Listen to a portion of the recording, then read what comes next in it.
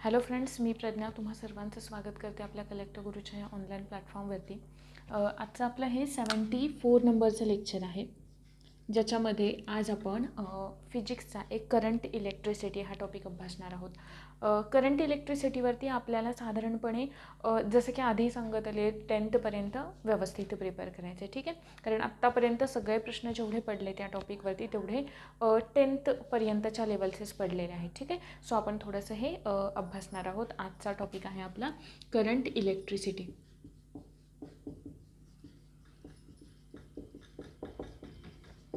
Current electricity ज्यालाच आपण म्हणतोय विद्युत धारा। आता इलेक्ट्रिसिटी ही जी टर्म आहे किंवा करंट इलेक्ट्रिसिटी ही जी टर्म आहे ती आपल्याला ना ती समजण्यासाठी आधी आपल्याला चार्जेस माहीत हवेत। आता चार्जेस म्हणजे आता एक तर ही गोष्ट आत्तापर्यंत आपल्याला माहीत झाले की चार्जेस असतील दोन प्रकारचे, एक तर असेल पॉझिटिव्ह आणि दुसरा तर असेल निगेटिव्ह आहे, बरोबर। पण इथे करंट इलेक्ट्रिसिटी अभ्यासताना या चार्जेसना थोडं वेगळ्या टर्ममध्ये आपल्याला अभ्यासायचे। आता ते कशा पद्धतीने आपण अभ्यासणार, तर सगळ्यात पहिल्यांदा चार्जेस जे असतात ना ते दोन प्रकारचे असू शकतात असं आपण म्हणूयात। की त्यातला पहिला, हे तर ठीक आहे, हे तर आपल्याला माहिती आहे, याच्यामध्ये नवीन अभ्यासण्यासारखं काहीच नाही आहे। सगळ्यात महत्त्वाचं पहिलं म्हणजे चार्ज दोन प्रकार याच्यामध्ये अभ्यासणार आहोत आपण। पहिला at rest, charge at rest, आणि दुसरा आहे charge at motion, charge at motion. मग बघा, करंट इलेक्ट्रिसिटी जेव्हा आपण चार्जला रेस्ट, चार्ज ॲट रेस्ट ही जेव्हा टर्म आपण अभ्यासतो ना तेव्हा या टर्मला आपण म्हणतो इलेक्ट्रोस्टॅटिक। या टर्मला आपण काय म्हणतो, इलेक्ट्रोस्टॅटिक असं म्हणतो। म्हणजे आपण असं म्हणू शकतो की एक स्थिर असलेला विद्युत प्रवाह।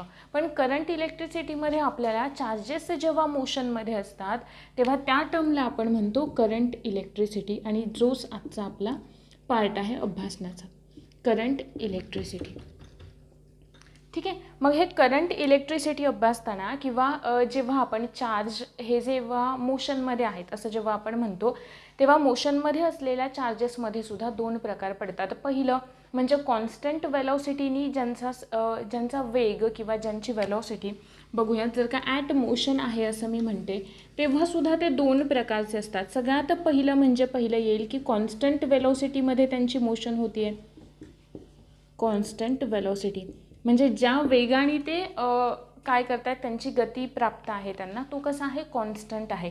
आणि दुसरा पार्ट असा येतो तो म्हणजे एक तर व्हेरिएबल वेलॉसिटी, म्हणजे त्यांची वेलॉसिटी जी आहे ती कशी आहे, बदलणारी आहे, व्हेरिएबल वेलॉसिटी आहे, ठीक आहे। मग या व्हेरिएबल वेलॉसिटीसोबत, व्हेरिएबल वेलॉसिटी हा आजचा आपला पार्ट नाही आहे, आपल्याला पाहायचं आहे कॉन्स्टंट वेलॉसिटी। मग जेव्हा एखाद्या चार्जची मुवमेंट किंवा जे चार्जेस आपण अभ्यासणार आहोत ते एका कॉन्स्टंट वेलॉसिटीमध्ये काय करतायत, गतिमान आहेत, एका कॉन्स्टंट वेलॉसिटीमध्ये एका स्थिर वेगामध्ये ते काय आहेत, गतिमान आहेत। अशा वेळी त्या टर्मला आपण म्हणतो इलेक्ट्रिसिटी किंवा करंट इलेक्ट्रिसिटी किंवा विद्युतधारा, ठीक आहे। जेव्हा व्हेरिएबल वेलॉसिटी असते म्हणजे वेलॉसिटी यांची बदलणारी असू शकते, अशा वेळी आपण त्यांना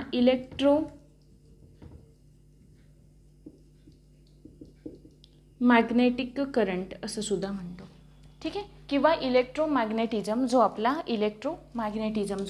नेक्स्ट टॉपिक असणार आहे, इलेक्ट्रोमॅग्नेटिझम, ठीक आहे। इथंपर्यंत क्लिअर आहे। म्हणजे आपल्याला थोडक्यात अभ्यासायचं आहे करंट इलेक्ट्रिसिटी। करंट इलेक्ट्रिसिटी आपण केव्हा म्हणतो, चार्जेसच्या टर्ममध्ये आपण डिफाईन करतो। मग चार्जेस दोन प्रकारचे, ॲट रेस्ट, जेव्हा चार्जेस रेस्ट कंडिशनला आहेत तेव्हा आपण त्या टर्मला इलेक्ट्रोस्टॅटिक असं म्हणतो, जे आपल्याला अभ्यासायची नाही आहे। दुसरं आहे charges at motion. At motion आहे म्हणजे गतिमान आहेत हे चार्जेस, पण ते दोन प्रकारचे गतिमान असू शकतात। पहिलं म्हणजे त्यांची वेलॉसिटी कॉन्स्टंट असेल आणि दुसरं म्हणजे त्यांची वेलॉसिटी बदलणारी असू शकेल।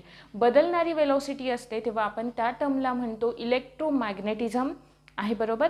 आणि दुसरी जी टर्म आहे जेव्हा त्यांची वेलॉसिटी कॉन्स्टंट आहे तेव्हा त्या टर्मला आपण म्हणतोय इलेक्ट्रिक करंट असं। मग जर का एक स्पेसिफिक इलेक्ट्रिक करंटची डेफिनेशन आपल्याला सांगायची झाली तर ती आपण कशी सांगतो, ॲक्च्युली या टॉपिक्सवरती आपल्याला प्रश्न ना खूप जास्त फॅक्च्युअल डाटावरती आलेले आहेत, आणि त्यातही जर का तुम्ही ऑब्झर्व केलं तर तुम्हाला जे ब्लॉक्समध्ये देतात ना, म्हणजे मग का हायलाईट करून असे ब्लॉक्स आपल्याला स्टेट बोर्डमध्ये दिलेले असतात की नाही माहीत आहे का वगैरे वगैरे, त्या फॉर्मॅटमधले किंवा तिथून जास्त प्रश्न आपल्याला आलेले पाहायला मिळतात. ॲनालिसिस करा, पहा, तुमच्या लक्षात येईल ती गोष्ट. आपण पाहूयात की नेमकं करंट इलेक्ट्रिसिटी म्हणजे काय किंवा इलेक्ट्रिक करंटला आपण कसं डिफाईन करतो. इलेक्ट्रिक करंट म्हणजे आपण म्हणतो रेट ऑफ फ्लो ऑफ चार्जेसच्या टर्ममध्ये आपण पाहतोय. मग आपण इलेक्ट्रिक करंटला कसं डिफाईन करणार, कशी डेफिनेशन करणार, rate of flow of charge. आता आठवा, फ्लो ऑफ चार्ज म्हणजे त्याच्यामधून वाहणारी जे काही चार्जेसचं ट्रान्सफर होत आहेत किंवा त्यांच्या टर्ममध्ये आपण ते अभ्यासतोय आहे, बरोबर.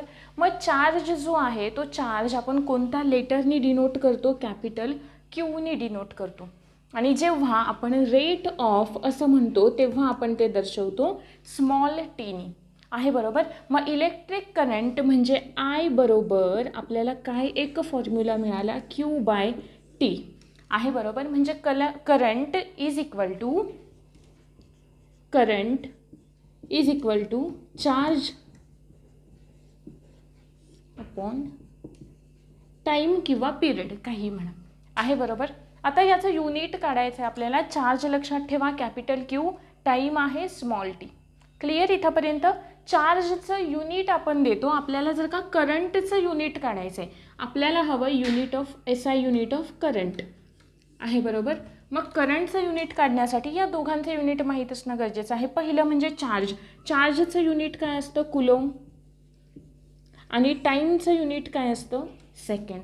आणि कुलोम पर सेकंड या टर्मला आपण काय म्हणतो एकत्रितपणे, ॲम्पियर असं म्हणतो. या टर्मला आपण एकत्रितपणे काय म्हणतो, ॲम्पियर असं म्हणतो. मग आपण असं म्हणू शकतो का की एकक करंट वाहण्यासाठी 1 कुलोम एवढा चार्ज एका सेकंदामध्ये त्याच्यामधून पास व्हावा लागतोय आहे, बरोबर. क्लिअर. म्हणजे 1 युनिट एवढा चार्ज, 1 एकक एवढा चार्ज पास होण्यासाठी, करंट पास होण्यासाठी चार्ज किती हवा आहे, 1 कुलोम हवा आहे. आणि किती वेळेमध्ये, 1 सेकंडमध्ये. नसेल समजलं काही लोड घेऊ नका, फक्त लक्षात ठेवा करंटचा फॉर्म्युला आहे Q/T. Q म्हणजे असतो चार्ज आणि T म्हणजे टाईम, किती टाईम लागतोय तेवढा चार्ज पास होण्यासाठी, त्याला आपण म्हणतोय करंट, की ज्याचा SI युनिट काय आहे, ॲम्पियर. आणि हे ॲम्पियर आपण डिनोट करतो कॅपिटल एनी. क्लिअर इथंपर्यंत. त्याच्यानंतर आपल्याला काही इम्पॉर्टंट टर्म्स पाहायचे, तर जसं की पोटेन्शियल म्हणजे काय, म्हणजेच विभव म्हणजे काय आहे, किंवा पोटेन्शियल डिफरन्स म्हणजे काय आहे. आपण आधी ते समजून घेऊयात आणि त्याच्यानंतर की एखाद्या म्हणजे आपण म्हणतो ना, आता मेटल्सचाच आपण विचार करतो जेव्हा आपण करंट अभ्यासतो ना, करंट म्हणजे हे इलेक्ट्रिसिटीवाला करंट, ठीक आहे, तो अभ्यासतो तेव्हा आपल्याला ते मेटल्सच्या बाबतीत जास्त अभ्यासावं लागतं. कारण मेटल्सकडे फ्री इलेक्ट्रॉन्सची संख्या जास्त असते. पुढे वन बाय वन मी त्या सगळ्या टर्म्स एक्सप्लेन करायला सुरुवात करते. आधी आपण समजावून घेऊयात की नेमकं आपल्याला कोणत्या कोणत्या टर्म्स याच्यामध्ये बघायचेत, या टॉपिकमध्ये पाहायचेत त्या, आणि नंतर मग चार्ज कसा पास होतो किंवा काय हे बघून घेऊयात आपण. सगळ्यात पहिली टर्म आहे आपल्याला अभ्यासायची, ती म्हणजे इलेक्ट्रिक चार्ज. इलेक्ट्रिक चार्ज जो आपण डिनोट करतो क्यूनी आहे, बरोबर. नंतरची दुसरी टर्म आहे आपली इलेक्ट्रिक करंट, जे आत्ता आपण पाहिले इलेक्ट्रिक करंटचे डेफिनेशन.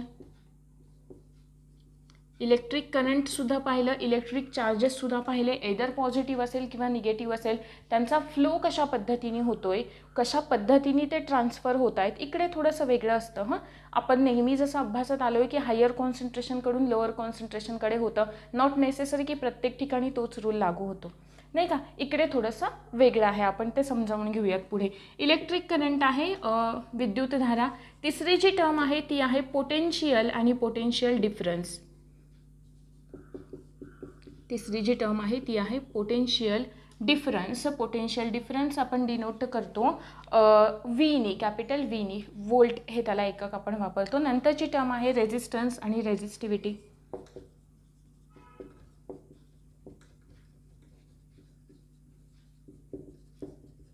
Resistance and resistivity. नंतर आपल्याला बघायचं आहे हीटिंग इफेक्ट, पण हीटिंग इफेक्टच्या आधी आपल्याला येस हीट जनरेटेड म्हणजेच heating effect of electric current,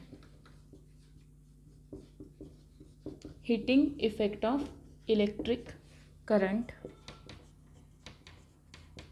या काही इम्पॉर्टंट टर्म्स आपल्याला अभ्यासायचे. त्याच्याच सोबत ओहम्स लॉ आपल्याला अभ्यासायचं आहे किंवा जो काही ओहम्स लॉशी रिलेटेड काही ॲप्लिकेशन्स आपल्याला पाहायचे. ठीक आहे, हा सगळा पार्ट आपण डिस्कस करणार आहोत. पण हा ॲक्च्युली वाटतोय फॅक्च्युअल, पण हा तेवढाच महत्त्वाचा आहे कारण याच्या बाहेर तरी प्रश्न आत्तापर्यंत आलेला नाही आहे. सो प्रत्येक पॉईंट व्यवस्थित समजावून घ्या. सगळ्यात आधी आपण डिस्कस करूयात की पोटेन्शियल डिफरन्स. इलेक्ट्रिक चार्ज तुम्हाला कळाले की इलेक्ट्रिक चार्ज म्हणजे आपण काय म्हणतो की एकतर कोणत्या असणार आहेत, पॉझिटिव्ह असणार आहेत किंवा निगेटिव्ह असणार आहेत. याच्यामध्ये तर एक्सप्लेन मला वाटते काहीच नाही करायला हवं नाही का, पॉझिटिव्ह आणि निगेटिव्ह चार्ज. आणि अजूनच जास्त एक्स्ट्राच काही सांगायचं झालं तर आपण काय म्हणू शकतो, like charges repel each other, like charges repels each other म्हणजेच निगेटिव्ह एकमेकांना काय करतील, रिपेल करतील किंवा पॉझिटिव्ह एकमेकांना काय करतील, रिपेल करतील. नंतर आपण असं म्हणूया unlike charges attract each other, म्हणजे लाईक म्हणजे सारखे असलेले चार्जेस एकमेकांना रिपेलच करणारे आपण आत्तापर्यंत शिकत आलो आहे. निगेटिव्ह काय असतं, रिपल्शन होतं. पॉझिटिव्ह रिपल्शन होतं. पण निगेटिव्ह पॉझिटिव्ह म्हणजे काय झाले, अनलाईक चार्जेस झाले, सारखे नसलेले चार्जेस. त्यांच्यामध्ये काय होणार आहे, अट्रॅक्शन होणार आहे. म्हणजे पॉझिटिव्ह असेल एक निगेटिव्ह असेल, यांच्यामध्ये काय होईल, अट्रॅक्शन होईल. That is electric charges. पुढे आपण गेलो, आपण पाहिलं इलेक्ट्रिक करंट. इलेक्ट्रिक करंट म्हणजे आपण काय म्हणालो, I is equal to capital Q by small t आहे बरोबर. की त्याचं SI युनिट आपण सांगितलं ॲम्पियर हे आहे बरोबर. चार्जचं युनिट काय आहे, कुलोम, की जे आपण कॅपिटल Cनी दाखवतो. आणि टाईमचं युनिट काय आहे, सेकंड. म्हणजे ॲम्पियर म्हणजे काय झालं, कुलोम बाय सेकंड किंवा कुलोम पर सेकंड. क्लिअर, चार्ज पर सेकंड. हे झालं पहिल्या 2 टर्म्स क्लिअर. आपल्याला अभ्यासायची तिसरी टर्म आहे पोटेन्शियल डिफरन्सची. आता पोटेन्शियल डिफरन्स समजण्यासाठी आपण एक छोटासा एक्सपेरिमेंट अभ्यासूयात. बघा किंवा बरं ठीक आहे, पोटेन्शियल डिफरन्स समजण्याच्या नंतर ते सांगते. पोटेन्शियल डिफरन्स म्हणजे इन शॉर्ट काय, आपल्याला माहिती आहे की चार्ज आपल्याला पोटेन्शियल डिफरन्स कुठे गरजेचा असतो, इलेक्ट्रिक करंट पास होण्यासाठी म्हणजे विद्युत धारेचं वहन होण्यासाठी इलेक्ट्रिक करंट जो असतो तो इलेक्ट्रिक करंट पोटेन्शियल डिफरन्स हा गरजेचा असतो. पोटेन्शियल डिफरन्सला आपण म्हणतो विभवांतर. ठीक आहे, आता विभवांतर किंवा विभव म्हणजे काय आपण म्हणतो, विभवांतर म्हणजे तर पॉझिटिव्ह आणि निगेटिव्ह या चार्जेसमध्ये असलेला जो डिफरन्स आहे. ठीक आहे, पॉझिटिव्ह आणि निगेटिव्ह या चार्जेसमध्ये असलेला जो डिफरन्स आहे त्याला आपण म्हणतोय पोटेन्शियल डिफरन्स. ठीक आहे, आता तो पोटेन्शियल डिफरन्स कशा पद्धतीने अभ्यासायचा ते समजण्यासाठी सगळ्यात आधी समजून घेऊयात की करंट पास कसा होतो. ठीक आहे, म्हणजे विद्युत धारेचं वहन नेमकं होतं कसं हे समजणं गरजेचं आहे. जर का आपण एखादी साधी आपल्या घरामधली वायर घेतली तर तिचं स्ट्रक्चर जर का आपण अभ्यासलं तर कसं असतं, अभ्यासाची एवढी गरज नाही पण जस्ट ऑब्झर्व आपण केलं तरीसुद्धा नाही का, ही एक आहे समजा तार आहे, वायर आहे वायर, आणि वायरच्या बाहेर हे वालं जे दाखवले ना ते एक इन्सुलेटर आहे. इन्सुलेटर आपण कशाला म्हणतो, जे प्लास्टिकचं कव्हरिंग असतं का वरून, ते म्हणजे काय झालं, इन्सुलेटर. आणि याच्या आतमध्ये आपल्याला त्या तारा दिसतात नाही का,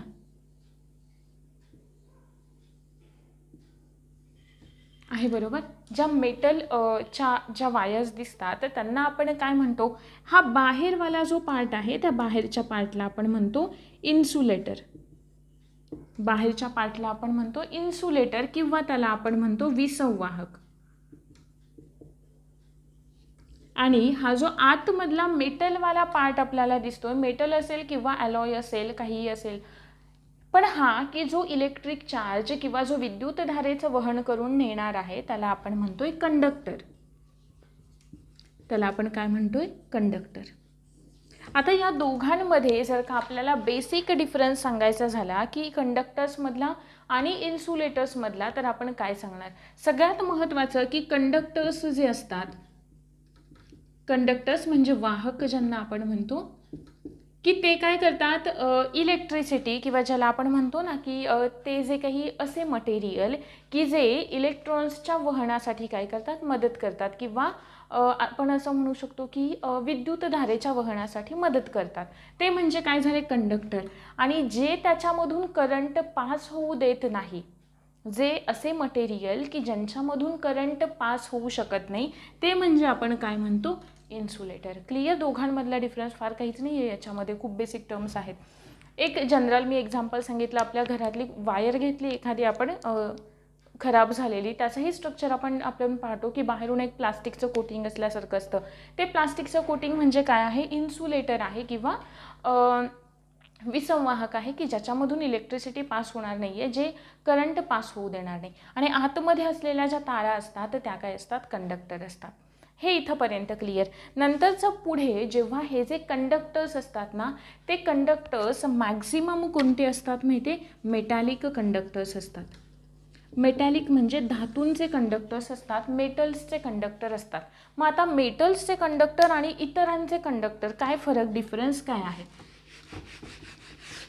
पोटेन्शियल डिफरन्स समजण्याआधी आपल्याला हे नेमकं माहीत हवं की करंट कसा पास होईल, नाही का.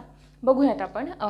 आत्ता मी काय म्हणाले की येस, आपण वापरतो जे काही कंडक्टर्स असतात ते कंडक्टर्स बऱ्यापैकी, जवळजवळ बऱ्यापैकी म्हणण्यापेक्षा मॅक्झिमम ते कसे असतात, मेटॅलिक कंडक्टर्स असतात किंवा सगळे कंडक्टर्स हे कसे असतात, मेटॅलिक कंडक्टर्स असतात.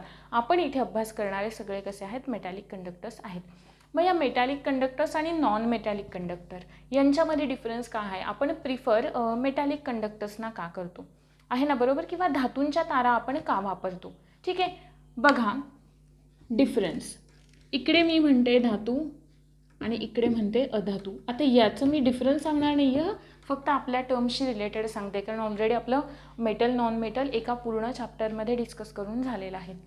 धातूंचे जे काही ॲटम्स असतात, कसं असतं स्ट्रक्चर ॲटमचं, इकडे तर पॉझिटिव्हली चार्ज न्यूक्लियस असेल, बाहेरून काय असतील, याच्या ऑर्बिट्स आहेत,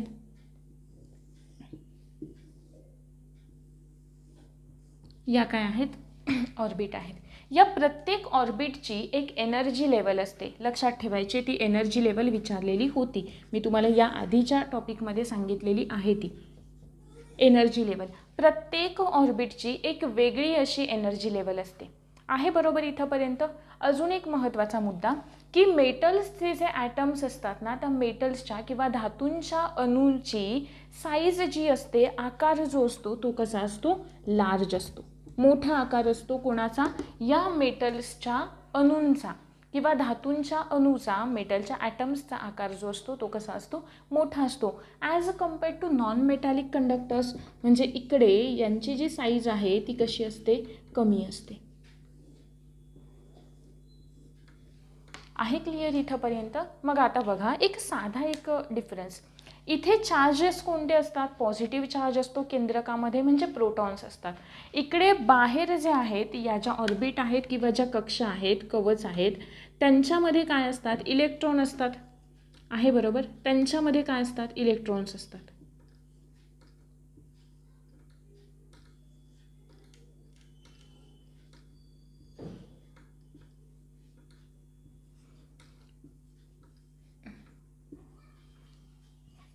इकडे सुद्धा सेम कंडिशन असणार आहे. इकडे पॉझिटिव्हली चार्ज न्यूक्लियस आणि त्याच्या बाहेर ज्या कक्षा आहेत त्यांच्यामध्ये असलेला इलेक्ट्रॉन.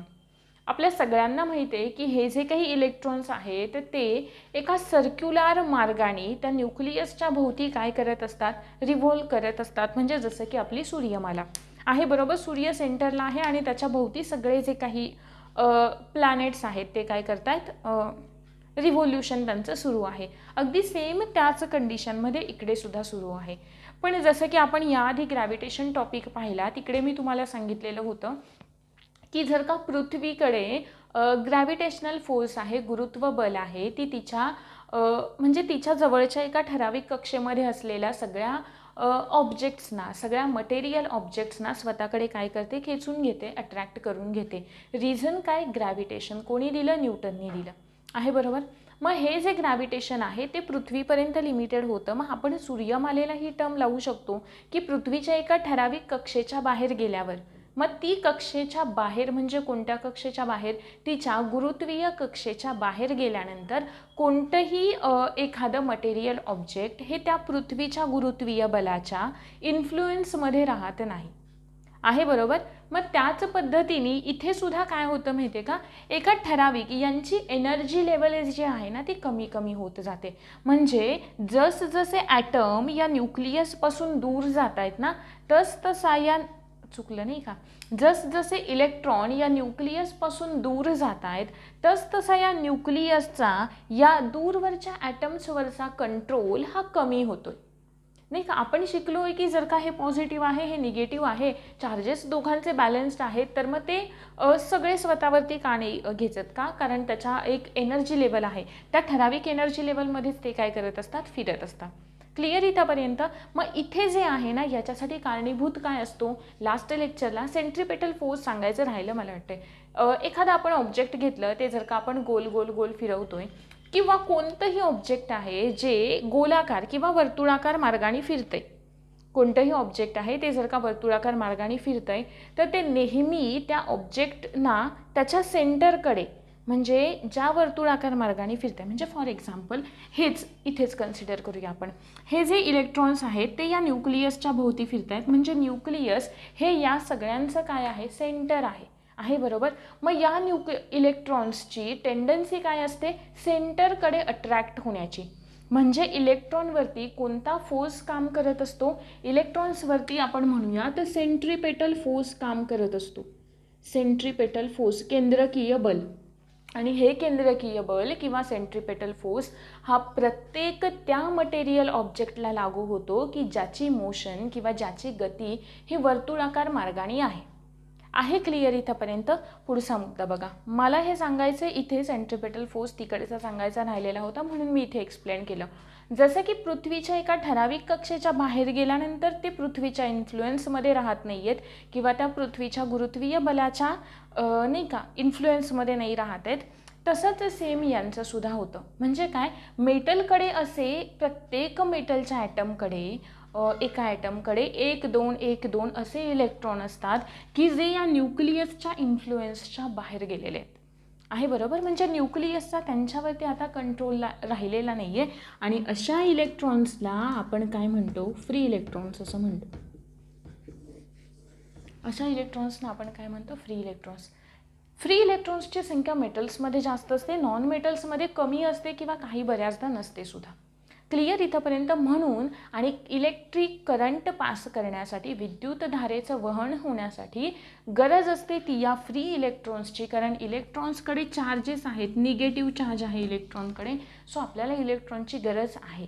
ठीक आहे. मग ह्या फ्री इलेक्ट्रॉन्सचं कशा पद्धतीने आपण म्हणूयात कशा पद्धतीने वहन होतं किंवा हे कशा पद्धतीने इलेक्ट्रिक करंट वाहून नेतात. आता हे वाहून नेण्यासाठी आपल्याला ही टर्म अभ्यासणं गरजेचं आहे. क्लिअर इथंपर्यंत. पुढचा मुद्दा बघा, एखादी ही वायर आहे, आपण समजूयात की हे एखादं मेटलची वायर आहे. या मेटलच्या वायरमध्ये अनेक असे जे मोठेवाले मी दाखवते ब्लॅक कलरमध्ये ते काय आहेत, ॲटम्स आहेत. काय आहेत ते, ॲटम्स, अणू आहेत. अणू आहेत ते कोणत्याही एका मेटलचे असतील, आपल्याला इथे फक्त मेटल आहे हे माहीत नसणं गरजेचं आहे. आता लक्ष द्या, हे मेटल्स आहेत पण या मेटल्सकडे कोण आहे, फ्री इलेक्ट्रॉन्स आहेत. फ्री इलेक्ट्रॉन्स आहेत, हे फ्री इलेक्ट्रॉन्स यांचे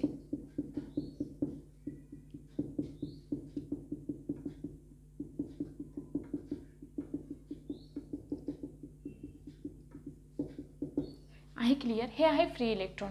हे फ्री इलेक्ट्रॉनना एका मोशनमध्ये असतात, पण ती मोशन जी असते ना, आत्ता त्यांची कशी आहे मोशन, आत्ता त्याच्यामधून इलेक्ट्रिक करंट पास होणार आहे का, नाही होणार आहे. म्हणजे नाही का, आता हे कंट्रोलच्या बाहेर गेलेले आहेत. हे कंट्रोलच्या बाहेर गेलेले आहेत. कसेही असं समजूयात आपण, जर का रेग्युलर याच्याशी कनेक्ट करून पाहिलं तर आपण असं समजूयात की हे नाही का कंट्रोलच्या बाहेर गेलेले म्हणजे हाताबाहेर गेलेले आहेत. ठीक आहे. सो मग आता त्यांना त्या कंट्रोलमध्ये आणणं, त्यांना एक योग्य डिरेक्शन दाखवणं गरजेचं आहे, नाही का. मग आता योग्य डिरेक्शन दाखवण्यासाठी आपण यांना इथे ठीक आहे एका याच्याशी जोडलं आणि मग ती एक योग्य दिशा दाखवण्यासाठी आपण याला कनेक्ट केली एक सेल आहे, बरोबर. एक सेल कनेक्ट केली, एक बॅटरी कनेक्ट केली की जी बॅटरी किंवा जी सेल आहे ती काय तयार करते, पोटेन्शियल डिफरन्स क्रिएट करते, पोटेन्शियल डिफरन्स क्रिएट करते. आणि पोटेन्शियल डिफरन्स क्रिएट झाला की हा चार्ज आहे पॉझिटिव्ह, हा चार्ज आहे निगेटिव्ह आहे, बरोबर. चार्ज आहे पॉझिटिव्ह आणि हा एक चार्ज आहे निगेटिव्ह. मग हे जे पॉझिटिव्ह चार्जवालं आहे ते इकडे सुद्धा या पॉझिटिव्हला जोडलेलं असतं आणि इकडे सुद्धा या निगेटिव्हला जोडलेलं असतं. मग आता यांना योग्य डिरेक्शन दाखवण्यासाठी आपण एखादं नाही का काहीतरी उपाय आणला, म्हणून तो काय आपण क्रिएट केला, पोटेन्शियल डिफरन्स क्रिएट केला. मग आता यांची होणारी ही जी मुवमेंट आहे ना, की हे कसे सुद्धा मूव्ह करतायत, कोणत्याही डिरेक्शनमध्ये मूव्ह करतायत. मग आता त्यांची डिरेक्शन कशी होते, निगेटिव्ह टू पॉझिटिव्ह होते. कशी होते, निगेटिव्ह टू पॉझिटिव्ह. आता इथे असं नाही लक्षात येणार, एक दुसरं एक्झाम्पल घेऊन बघूयात. कन्सिडर करा हे एक पाण्याचा बाऊल आहे की ज्याच्याकडे पाणी एवढं भरलेलं आहे, ठीक आहे. हा दुसरा पाण्याचा बाऊल आहे ज्याच्याकडे पाणी थोडंसं भरलेलं आहे आणि याच्यामध्ये आपण ते पाणी काय करतोय आता ॲड करतोय. मग पाण्याच्या वहनाची दिशा कुठून कुठे असेल. आता बघा हा इथे कॉन्सन्ट्रेशन नाही लक्षात घ्यायचं, इथे या बाबतीत लक्षात घ्यायची लेवल, म्हणजे हाय लेवलकडून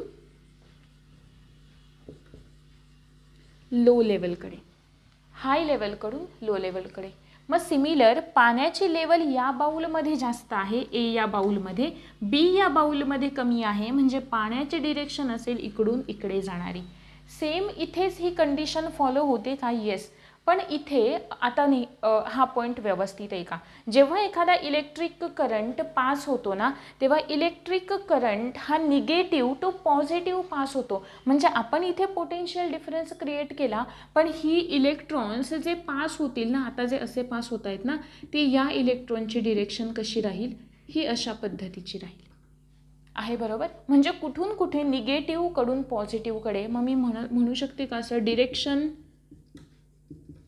of flow of current is from negative to positive. yes, म्हणू शकते असं, कारण ही टर्म बरोबरच आहे. पण जर का बुक्समध्ये पाहिलं तर बुक्समध्ये पाहिल्यानंतर आपल्याला असं दिसून येतं की ही जी डिरेक्शन आहे ना, ती आपल्याला पॉझिटिव्हकडून निगेटिव्हकडे अशा पद्धतीने दाखवलेली आहे, आपल्याला पॉझिटिव्हकडून निगेटिव्हकडे दाखवलेली आहे. आता हे असं का आणि ते अजून का बदललं गेले नाही आहे. जर का ही टर्म अशी आहे तर हे बदललं का नाही गेलं. ॲक्च्युली जेव्हा ही जी इलेक्ट्रॉनिक थेरी आत्ता आपण अभ्यासतोय ना, म्हणजे निगेटिव्हकडून पॉझिटिव्हकडे वाली इलेक्ट्रॉन्सवाली थेरी, निगेटिव्ह चार्जेसवाली थेरी, इलेक्ट्रॉनिक थेरी असं म्हणूया, ती तेव्हा जेव्हा या करंट ही टर्म समोर आली ना, किंवा या करंट ही टर्म एक्सप्लेन केली गेली, तेव्हा ही इलेक्ट्रॉनिक थेरी किंवा ह्या इलेक्ट्रॉनिक टर्म्सच्या स्वरूपामध्ये केली गेलेली नव्हती. मग इन जनरल जसं समजलं जायचं की नेहमी हायरकडून लोअरकडेच जाते आहे, बरोबर. सो पॉझिटिव्ह चार्ज म्हणजे हायर असेल आणि निगेटिव्ह चार्ज म्हणजे लोअर असेल, आणि हे त्यांनी एक अझम्पशन किंवा आपण म्हणूयात एक असं गृहीत धरून त्यांनी ही डिरेक्शन दाखवली, नाही का. म्हणून त्यांनी पॉझिटिव्हकडून निगेटिव्हकडे डिरेक्शन दाखवली. मग दोन टर्म्स इथे ॲज अ फॅक्ट म्हणून तुम्हाला लक्षात ठेवायचे आहेत. पहिली म्हणजे करंट किंवा विद्युत धारेची वहनाची दिशा जी असते ती निगेटिव्हकडून पॉझिटिव्हकडे असते, निगेटिव्हकडून पॉझिटिव्हकडे असते, पण आपण ती दर्शवताना पॉझिटिव्हकडून निगेटिव्हकडे दर्शवतो. क्लिअर या दोन टर्म्स. आणि यालाच आपण काय म्हणतो, पोटेन्शियल डिफरन्स.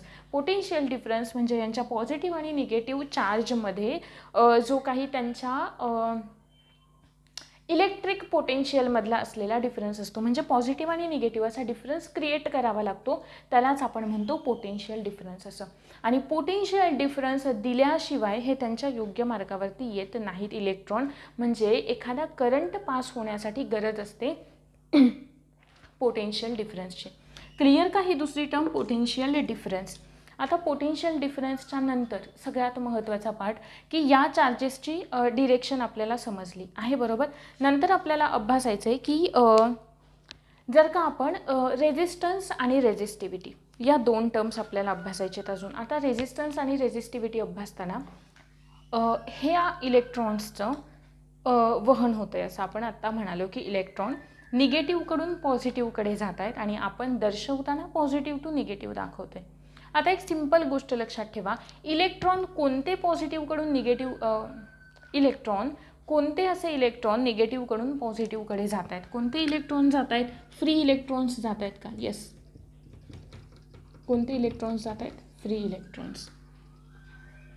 मग या इलेक्ट्रॉन्सच्या साईजपेक्षा ॲटमची साईज अर्थात काय असणार आहे? मोठी असणार आहे बरोबर. रेजिस्टन्स म्हणजे आपण इथे असं म्हणू शकतो ना, यांना विभवांतर असणे. आठवलं की सांगते मी टर्म. रेजिस्ट म्हणजे त्यांना अडथळा निर्माण करणं, नाही का, पुढे वहण्यासाठी त्यांना अडथळा निर्माण करणं. मग हे जे फ्री इलेक्ट्रॉन्स आहेत तर त्यांची साईज अर्थात काय असणार आहे? कमी असणार आहे ॲज कम्पेअर्ड टू ॲटम. मग जेव्हा या इलेक्ट्रॉन्सचं इथे थोडंसं मोठ्या याच्यामध्ये दाखवूयात आपण ते, की हा एखादा ॲटम आहे, इकडे एखादा ॲटम आहे, इकडे एखादा ॲटम आहे, इकडे एखादा आहे, आणि हा इलेक्ट्रॉन इकडे आला, याला जर का पोटेन्शियल डिफरन्स प्रोव्हाइड केला, आपण सेल कनेक्ट केली, याला चार्जेस मिळाले की मग हे इकडून याला निगेटिव्हकडेच निगेटिव्ह आलं. निगेटिव्ह काय करतील? रिपेल करतील. इथून हे इलेक्ट्रॉन पळायला स्टार्ट करतील. ठीक आहे. म्हणजे आता निगेटिव्ह जवळ तर आपल्याला थांबायचं नाही आहे, आपल्याला पुढे गेलं पाहिजे. कोणाकडे गेलं पाहिजे? पॉझिटिव्हकडे गेलं पाहिजे. आहे क्लिअर? मग हे इलेक्ट्रॉन इकडे ट्राय करण्याचं अगदी स्पीडमध्ये ट्राय करतात की नाही, आपल्याला लवकर रिपेल होतात. जेवढा चार्ज इकडून प्रोव्हाइड होतोय निगेटिव्हकडेच येतो इलेक्ट्रॉनकडे, रिपेल करणार आहेत एकमेकांना, पुढे ढकलतील. पण पुढे ढकलताना हे जे ॲटम्स आहेत त्या ॲटम्सवरती हे आदळले जातात. इथे आदळला, इथून पुन्हा जाऊन इथे आदळला, असे अनेक ॲटम्सवरती इकडे त्यांचं काय होईल? कोलिजन होईल. आता मी हे या डिरेक्शनमध्ये दाखवलं म्हणजे असंच होईल असं नाही, पण काय होईल? त्यांना मध्ये अडथळा निर्माण होईल आणि याच टर्मला आपण काय म्हणतोय? रेजिस्टन्स असं म्हणतोय. म्हणजे या इलेक्ट्रॉनच्या वहनाला, किंवा इलेक्ट्रॉन वहन करतायत, कशाचं वहन करतायत? इलेक्ट्रिक चार्जचं एका ठराविक वेळेमध्ये वहन करतायत, आणि त्याच टर्मला आपण काय म्हणतोय? करंट असं म्हणतोय. मग आता मी इथे सगळीकडे करंट हेच टर्म यूज करते, आहे बरोबर, की इलेक्ट्रॉन कशाचं वहन करतात? करंटचं, विद्युतधारेचं वहन करतात. मग या विद्युतधारेचं वहन करताना यांना रेजिस्ट कोण करताय? अडथळा कोण निर्माण करताय? हे ॲटम्स अडथळा निर्माण करतात, आणि यालाच आपण काय म्हणतो? रेजिस्टन्स असं म्हणतो. याच टर्मला आपण काय म्हणतो? रेजिस्टन्स असं म्हणतो. ठीक आहे. मग हा रेजिस्टन्स, आता इथे समजा हे जे मेटल आत्ता आपण या डायग्राममध्ये यूज केलं आहे ते ए हे मेटल आहे. ते कोणतं आहे? ए हे मेटल आहे. पण प्रत्येक मेटलची किंवा प्रत्येक धातूची रेजिस्ट करण्याची क्षमता, म्हणजे इलेक्ट्रॉनला अडथळा निर्माण करण्याची क्षमता सारखी असेल का? नाही. प्रत्येक मेटल वाईज, प्रत्येक नॉन मेटल वाईज, प्रत्येक ॲलॉय वाईज जी रेजिस्टिव्हिटी असते, रेजिस्टिव्हिटी म्हणजे त्यांना अडथळा निर्माण करण्याची जी क्षमता असते ती प्रत्येक धातूची काय असते? वेगळी असते, डिफरंट असते, वेगळी असते. प्रत्येक धातूची, प्रत्येक अधातूची आणि प्रत्येक ॲलॉईजची क्षमता, एखाद्या इलेक्ट्रॉन्सना विद्युतधारा वाहून नेण्यासाठी रोखण्याची क्षमता. आहे क्लिअर इथंपर्यंत? आता करण्याआधी आपण पोटेन्शियल डिफरन्सच्या बाबतीत दोन असे इन्स्ट्रुमेंट म्हणूयात, किंवा इन्स्ट्रुमेंट नाही म्हणायला हवं, दोन असे काही मटेरियल्स पाहूयात, काही पॅरामीटर्स पाहूयात की जे याच्या रेजिस्टिव्हिटीवरती किंवा पोटेन्शियल डिफरन्सवरती काय करतात? परिणाम करतात. बघा, सगळ्यात आधी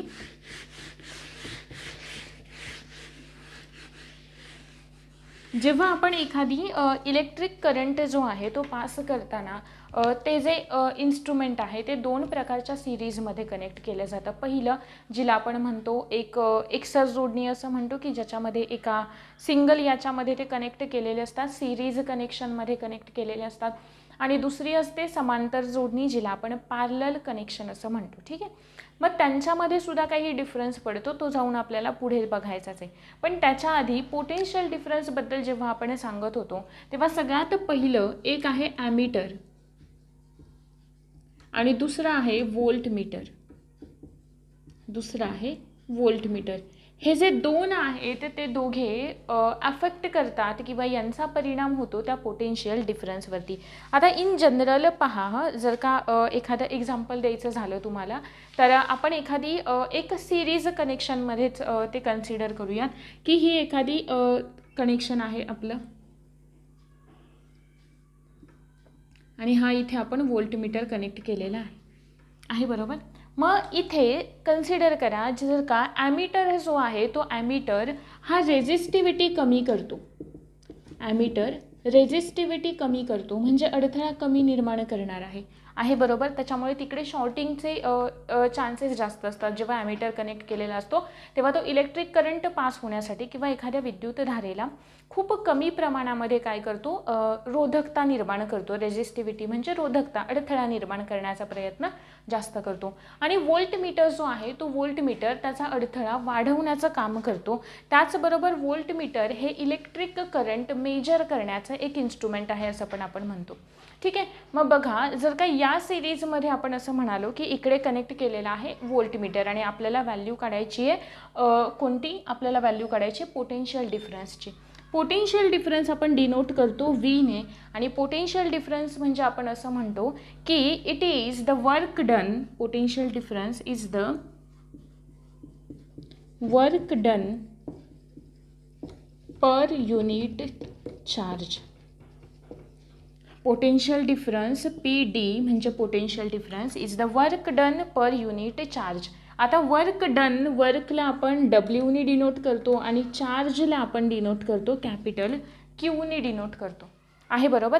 आता यालाच जर का आपण याचं SI युनिट आपल्याला सांगायचं आहे तर आपण वर्क जे आहे म्हणजेच हा आपण मोजणार आहे आयमध्ये आहे बरोबर. सॉरी V हेच याचं युनिट राहतं. वर्क डन जे आहे आपण इलेक्ट्रिक करंट आयमध्ये मोजतो, हे याचं पोटेन्शियल डिफरन्सचं V हेच युनिट राहतं. वर्क डन जो आहे तो वर्क डन आपण काउंट करतो जूलमध्ये. ठीक आहे. आणि याला आपण काउंट करतो कशामध्ये, कुलोममध्ये, म्हणजे जूल पर कुलोम. ठीक आहे. हे काय असेल, याचं युनिट असेल कोणाचं, पोटेन्शियल डिफरन्सचं युनिट असेल वोल्ट पर जूल पर कुलोम. हे म्हणजेच 1 जूल एवढं वर्क डन केल्यानंतर किती वेळेमध्ये किती चार्ज लागतोय त्याला 1 कुलोम एवढा, तेव्हा 1 वोल्ट एवढा काय होतोय पोटेन्शियल डिफरन्स क्रिएट होतोय. 1 वोल्ट एवढा पोटेन्शियल डिफरन्स क्रिएट करण्यासाठी 1 जूल एवढं वर्क डन 1 कुलोम एवढ्या चार्जमध्ये होईल, तेव्हा काय होतंय 1 वोल्ट एवढा पोटेन्शियल डिफरन्स तयार होतोय. मग हे पोटेन्शियल डिफरन्स जो आहे तो याच्यामध्ये पुन्हा जर का आपण तो सिरीजमध्ये कनेक्ट करतोय किंवा पॅरलल सिरीजमध्ये कनेक्ट करतोय, पॅरलल कनेक्शनमध्ये कनेक्ट करतोय, तर त्याच्यामध्ये पुन्हा फ्लक्च्युएशन्स होतात, म्हणजे थोडाफार काहीतरी बदल होतो. जर का आपण ते नाही का, कारण हे डिपेंड असतं रेझिस्टिव्हिटीवरती आहे बरोबर. मग आपण जर का इकडे याचा असा फॉर्म्युला सांगतोय तर जेव्हा आपण व्होल्टमीटर किंवा पुढे रेझिस्टिव्हिटीचा फॉर्म्युला पाहिल्यानंतर आपल्याला कळेल की कशा पद्धतीने रेझिस्टिव्हिटी कळल्याशिवाय ही टर्म एवढ्या इझिली कळणार नाही. पण त्याच्या आधी बघा करंट जो आहे, आता आपण इथे असं म्हणू शकतो का करंट जो आहे तो करंट या व्होल्टेजवरती डिपेंड असतो. करंट हा या व्होल्टेजवरती डिपेंड असतो, कारण इकडून जेवढा काही करंट पास होणार आहे त्याला जेवढं व्होल्टेज मिळणार आहे या व्होल्टमीटरकडून, त्याला जेवढं व्होल्टेज मिळतं आहे, म्हणजे व्होल्टमीटरचं काम काय आहे तर एक पोटेन्शियल डिफरन्स क्रिएट करणं आहे बरोबर. म्हणजे जेवढा व्होल्टेज त्याला मिळतं आहे तेवढाच करंट त्याच्यामधून पास होणार आहे. म्हणजे आपण इन शॉर्ट असं म्हणू शकतो का की करंट हा व्होल्टेजवरती डिपेंड आहे. ठीक आहे. जर का तुमचं व्होल्टेज वाढतं आहे व्होल्टेज जर का वाढवतोय आपण, तर त्याच्यामधून करंट पास होण्याचं प्रमाणसुद्धा काय होणार आहे, वाढणार आहे. व्होल्टेज कमी होतं आहे तर करंट पास होण्याचं प्रमाणसुद्धा काय होणार आहे, कमी होणार आहे. मग इन शॉर्टमध्ये इथे मी असं म्हणाले की पोटेन्शियल डिफरन्स म्हणजेच work done per unit charge आहे बरोबर. ते आपण या फॉर्म्युलामध्ये दाखवलं, work done per unit charge. चार्जला आपण डिनोट करतो क्यूने. इथे 1 वोल्ट म्हणजे आपण वर्कचं युनिट घेतलं जूल आणि चार्जचं युनिट घेतलं कुलोम आहे बरोबर. म्हणजे एक पोटेन्शियल डिफरन्स तयार होण्यासाठी किंवा 1 वोल्ट एवढा पोटेन्शियल डिफरन्स तयार होण्यासाठी 1 जूल एवढं वर्क डन झालं पाहिजे 1 कुलोम एवढ्या चार्जमध्ये. आहे क्लिअर इथंपर्यंत. पण आता अजून एक इथे जे आपण इन्स्ट्रुमेंट घेतलं आहे व्होल्टमीटर, हे व्होल्टमीटर काय काम करतं तर पोटेन्शियल डिफरन्स क्रिएट करण्याचं काम करतं. आता त्याला पोटेन्शियल डिफरन्स क्रिएट करायचं आहे म्हणजेच काय, व्होल्टेज प्रोव्हाइड करायचं आहे. ठीक आहे. मग इथे असलेला व्होल्टमीटर जेवढा पोटेन्शियल डिफरन्स क्रिएट करेल तेवढा इलेक्ट्रिक करंट जास्त पास होणार आहे बरोबर. मग इलेक्ट्रिक करंट आपण डिनोट करतो आयनी, विद्युतधारा, आणि व्होल्टेज म्हणजे पोटेन्शियल डिफरन्स आपण डिनोट करतो व्हीनी, मग मी आत्ता असं म्हणाले की व्होल्टमीटर काय तयार करतोय, व्होल्टेज पुरवतोय. व्होल्टेज पुरवतोय म्हणजेच पोटेन्शियल डिफरन्स जास्त क्रिएट करतोय. जेवढं पोटेन्शियल डिफरन्स जास्त तेवढा इलेक्ट्रिक करंट पास होणार आहे जास्त. म्हणजेच V is directly proportional to I आहे, बरोबर. V is directly proportional to I. मग आता इथे व्होल्टेज जेवढं जास्त असेल तेवढा पोटेन्शियल डिफरन्स पण जास्त. व्होल्टेज जेवढं कमी असेल तेवढा व्होल्टेज जेवढं जास्त तेवढा इलेक्ट्रिक करंट जास्त. व्होल्टेज जेवढं कमी तेवढा इलेक्ट्रिक करंटसुद्धा काय असणार आहे, कमी असणार आहे. हा झाला पहिला पॉईंट. क्लिअर इथंपर्यंत. नंतर पहा पुढच्या पॉईंटमध्ये.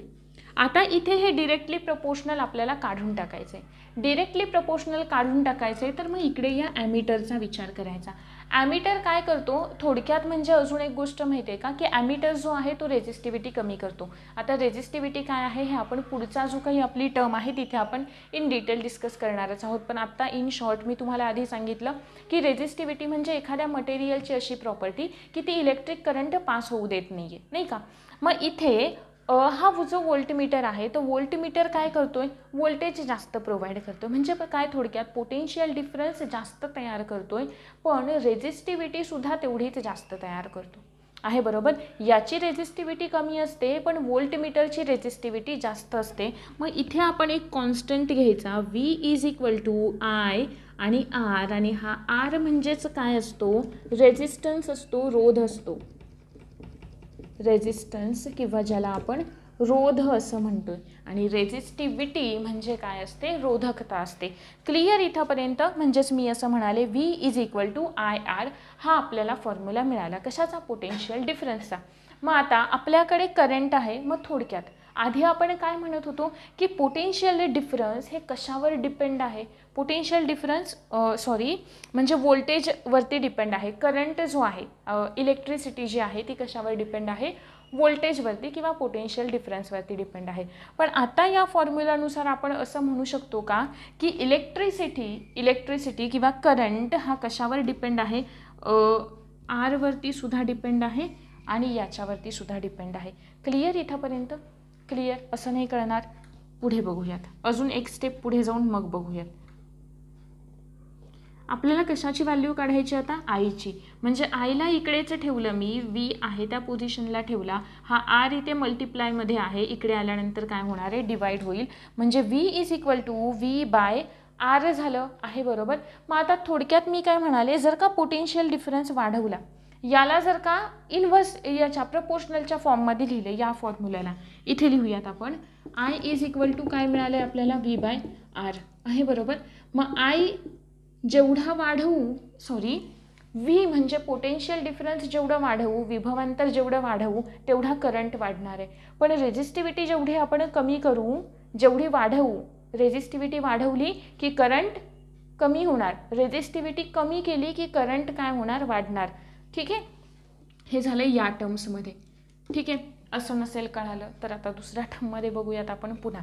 ठीक आहे. बघा, एक एक्झाम्पलच्या फॉर्ममध्ये आपण बघूयात. आत्तापर्यंत काय म्हणालो आपण की इथे करंट जो आहे विभवांतरावरती डिपेंड आहे. पण या फॉर्म्युलानुसार आपल्याला काय मिळालं की विभवांतर पण आणि रेझिस्टिव्हिटी पण, बरोबर आहे. म्हणजे दोघे आले इथे. एक आलं विभवांतर आणि दुसरं काय आलं, हे आपलं रेझिस्टिव्हिटी म्हणजे रोधकता किंवा रोध. या दोघांवर डिपेंड आहे. कसं बघूयात.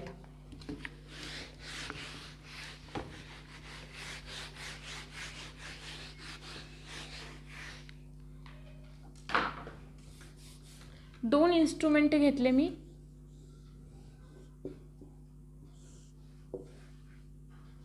हे एक घेतलं आणि इकडे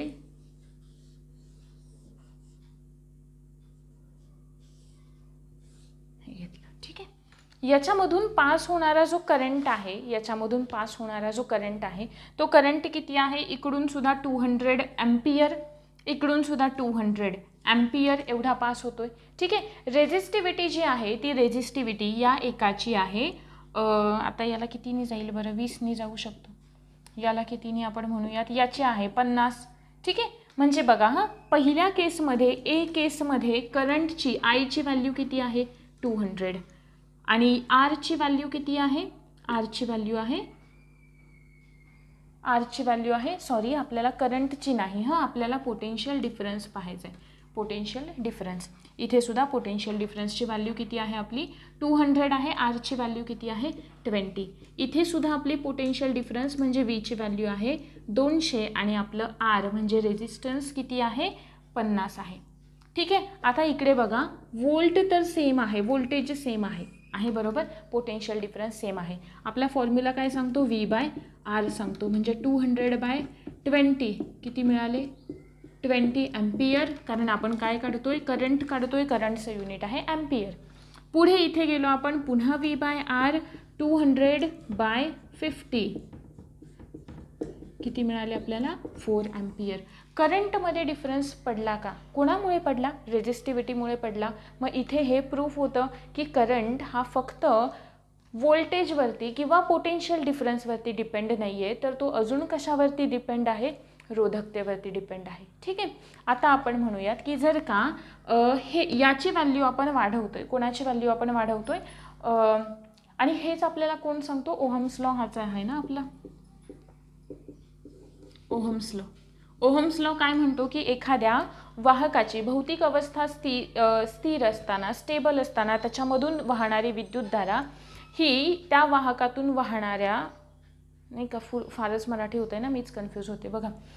ओहम्स लॉ आपल्याला असं सांगतो की एखाद्या वाहकाची भौतिक स्थिती कायम असताना, आता भौतिक स्थिती म्हणजे इथे आपण काय म्हणतो की त्याची लेंथ आहे किंवा त्याचा जो काही एरिया आहे तो काय आहे, स्टेबल आहे, तो स्थिर आहे. अशा वेळे या वाहकामधून वाहणारी जी विद्युतधारा आहे, म्हणजे I जे आहे ना, वाहकातून वाहणारी विद्युतधारा ही समानुपाती असते. कशाला समानुपाती, म्हणजे डिरेक्टली प्रोपोर्शनल असते. कशाला, तर त्या वाहकामधल्या दोन टोकांमधल्या विभवांतराला, म्हणजे पोटेन्शियल डिफरन्सला. आणि हाच काय आहे आपला, कुठे गेला, ओहम्स लॉ आहे. क्लिअर. ओहम्स लॉ आपल्याला हेच सांगतो की रोधकता किंवा रेजिस्टिव्हिटी म्हणजे काय आहे ते. क्लिअर इथंपर्यंत. म्हणजेच थोडक्यात जर का ग्राफच्या फॉर्मॅटमध्ये आपण ओहम्स लॉ अभ्यासला तर काय होईल, याचा डिरेक्टली प्रपोर्शनलचा अर्थ काय होतो की लेफ्ट साईड जर का वाढते तर राईटसुद्धा वाढेल, आहे बरोबर. इक्वेशनची राईट वाढते, लेफ्टही वाढेल. जर का लेफ्ट वाढते तर राईटसुद्धा वाढेल. मग थोडक्यात इकडे जर का करंट आहे आणि इकडे काय आहे, पोटेन्शियल डिफरन्स आहे. ठीक आहे. मग पोटेन्शियल डिफरन्स सुरुवातीला एवढा झाला, नंतर पुन्हा वाढला, करंट पण वाढला, नंतर पोटेन्शियल डिफरन्स वाढवला, तुमचा करंटसुद्धा वाढला, म्हणजे हा असा काहीतरी ग्राफ आपल्याला मिळेल. क्लिअर इथंपर्यंत. क्लिअर. म्हणजे ही जी पहिली टर्म होती पोटेन्शियल डिफरन्स किंवा विभवांतर, ती क्लिअर. पोटेन्शियल डिफरन्स किंवा विभवांतर जनरली आपण आपल्या घरामध्ये ज्या काही नाही का इलेक्ट्रिसिटीचा जो फॉर्म वापरतो आपण, तो असतो AC करंट, अल्टरनेट करंट. ठीक आहे. 3 नाही का त्या तारा असतात. आपण तो पार्ट मी पुढे जाऊन एक्सप्लेन करेन, कारण त्याच्यावरती आलेले आहेत प्रश्न. तुम्ही व्यवस्थितपणे 9वी आणि 10वीच्या बुकमध्ये हा टॉपिक दिलेला आहे. स्टेट बोर्डमधून करा, कारण याच्यावरती स्टेट बोर्डमधून प्रश्न फार जास्त विचारलेले आहेत, इव्हन प्रॉब्लेमसुद्धा. ठीक आहे. नंतरचा जो पार्ट आहे आपला तो आहे रेजिस्टन्स. आता याच्यामध्ये ही जी काही रेजिस्टिव्हिटी आहे त्या रेजिस्टिव्हिटीवरती ना इफेक्ट करणारे 2 घटक असतात. जसं की पहिला आहे ओहम मीटर. तर कुठे लिहायचं याला आपण, म्हणजे ही रेजिस्टिव्हिटी नाही, रेजिस्टिव्हिटी असं नाही म्हणता येणार, पण तसंही आपण म्हणू शकतो. ठीक आहे. किती त्याच्यामधून वाहणारी विद्युतधारा किंवा त्याला किती रेजिस्टन्स निर्माण होतोय हे काउंट करण्यासाठी काय केले जाते, 2 इन्स्ट्रुमेंट आहे. पहिला आहे ओहम मीटर. ठीक आहे. हे काय करतो, एक इलेक्ट्रिक रेजिस्टन्स मेजर करण्याचं काम करतो. इलेक्ट्रिक रेजिस्टन्स लक्ष द्या आता. आणि दुसरा आहे रिओस्टॅट सुद्धा इलेक्ट्रिक करंट मेजर करण्यामध्ये काम करतो. पण बघा रिओस्टॅटचं स्ट्रक्चर ना काहीसं हे असं असतं. आता मला इथे त्याची डायग्रॅम एवढी प्रॉपर नाही दाखवता यायची. इकडे असं स्टँडसारखं काही असतं आणि इथे एक इन्स्ट्रुमेंट असतं असं काहीसं. ठीक आहे. की जे आपल्याला मूव्ह करता येऊ शकतं. नाही का, जे आपल्याला मूव्ह करता येऊ शकतं. म्हणजे आपल्याला कमी करायचं आहे तर आपण इकडे घेतोय, वाढवायचं आहे तर आपण ते इकडे करतोय. म्हणजे ते जे याच्यावरती लावलेलं हे इन्स्ट्रुमेंट आहे ते आपल्याला मूव्ह करता येतं. हे आहे रिओस्टॅट. पण इकडे ओहम मीटर जो आहे तो फक्त आपल्याला इलेक्ट्रिक करंटची व्हॅल्यू सांगण्यामध्ये मदत करतो आहे, बरोबर. इलेक्ट्रिक करंटची व्हॅल्यू किती आहे, इलेक्ट्रिक करंट किती पास होतोय.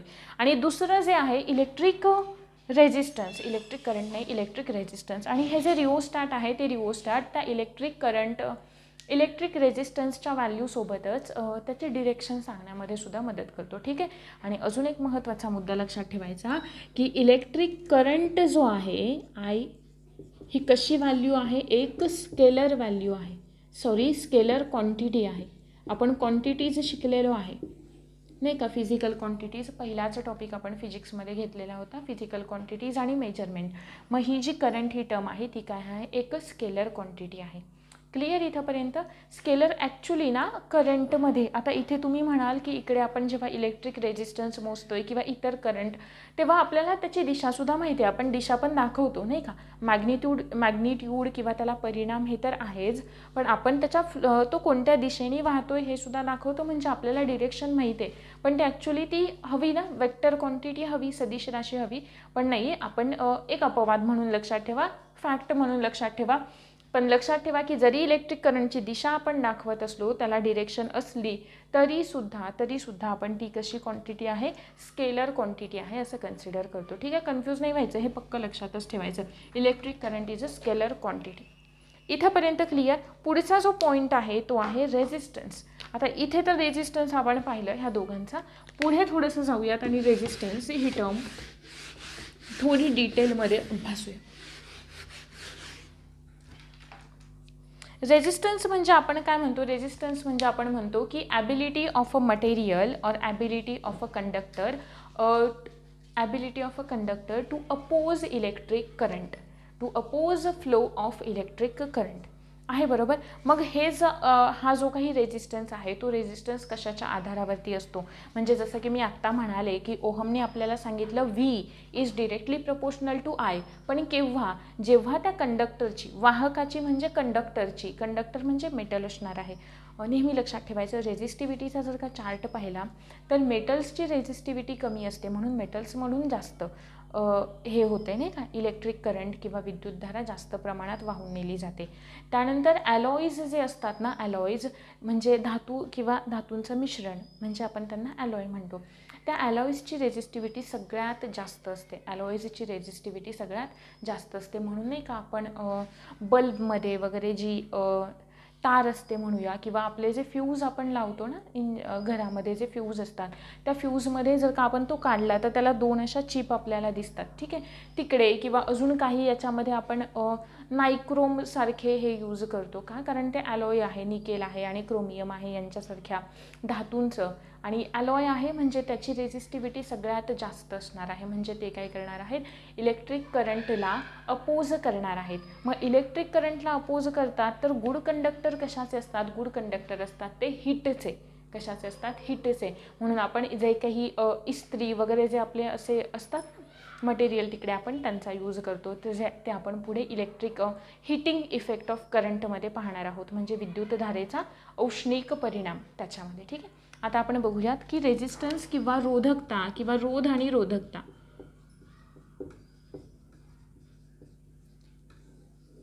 रेजिस्टन्स ही टर्म काय आहे. ठीक आहे.